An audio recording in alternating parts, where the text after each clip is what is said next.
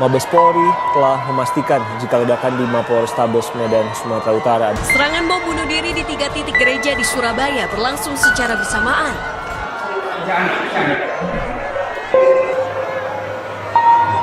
Tokoh sentral Anda di buku ini adalah Dr. Azhari. Apa peran Dr. Azhari dalam terorisme yang ada di Indonesia ini? Karena dari semua bom yang terjadi, dari mulai bom Natal Tahun Baru, yang merakit bom ini adalah Dr. Azhari.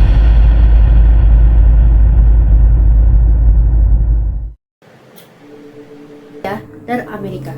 Mereka percaya bahwa membunuh orang-orang bukan trauma yang dalam terhadap korbannya. mengawal negara Myanmar menjadi negara dengan angka terorisme tertinggi.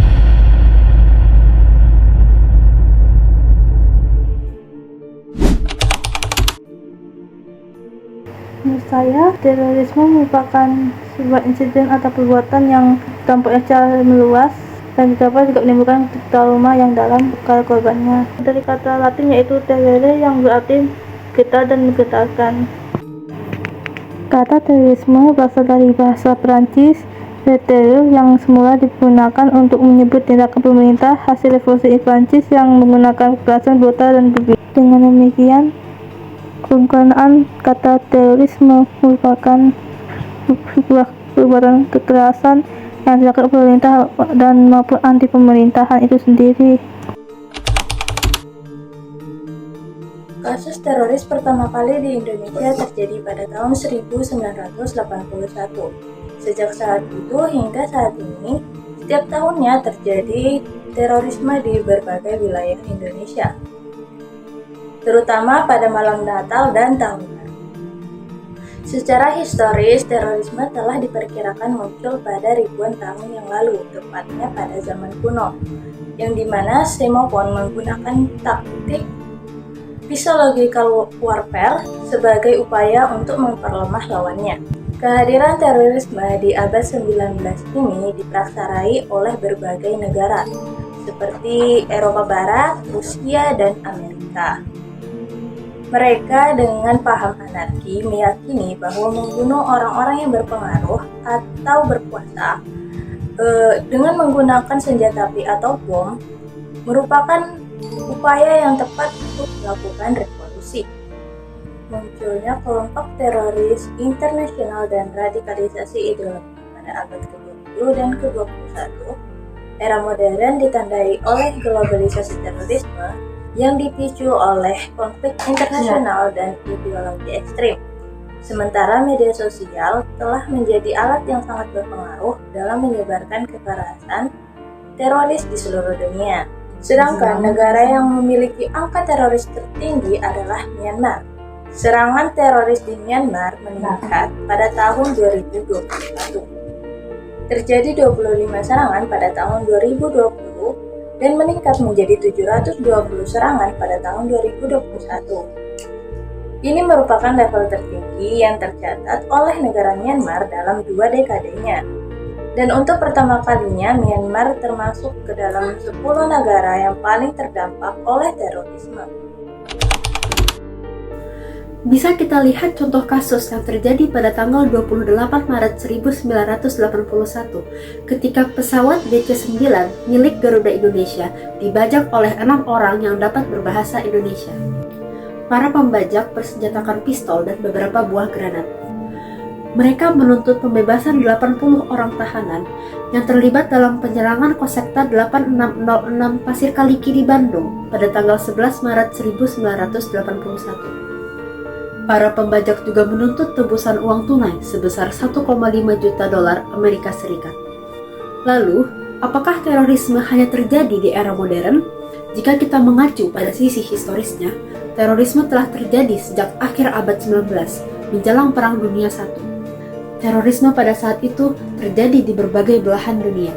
Pada pertengahan abad ke-19, terorisme banyak dilakukan di Eropa Barat, Rusia, dan Amerika. Mereka percaya bahwa terorisme merupakan cara yang paling efektif untuk melakukan revolusi politik maupun sosial, yaitu dengan cara membunuh orang-orang yang berpengaruh. Sejarah mencatat, pada tahun 1890-an, Aksi terorisme Armenia melawan pemerintahan Turki berakhir dengan bencana pembunuhan massal terhadap warga Armenia pada Perang Dunia I. Pada dekade tersebut, aksi terorisme diidentikan sebagai bagian dari gerakan sayap kiri yang berbasiskan ideologi. Mengapa negara Myanmar menjadi negara dengan angka terorisme tertinggi? Ini menandakan bahwa kamu ingin menggali lebih dalam mengenai faktor-faktor yang menyebabkan suatu negara memiliki tingkat terorisme yang tinggi. Beberapa faktor yang mungkin bisa kamu bahas adalah kondisi sosial politik, ketidakstabilan politik, ketidakadilan, kemiskinan, dan diskriminasi seringkali menjadi lahan subur bagi tumbuhnya ekstremisme. Ideologi ekstrim, adanya kelompok-kelompok yang menyebarkan ideologi radikal dan intoleran dapat mendorong terjadinya tindakan kekerasan. Faktor eksternal, campur tangan asing, konflik regional, dan keberadaan jaringan terorisme internasional juga dapat mempengaruhi situasi keamanan suatu negara. Mengapa seseorang melakukan terorisme?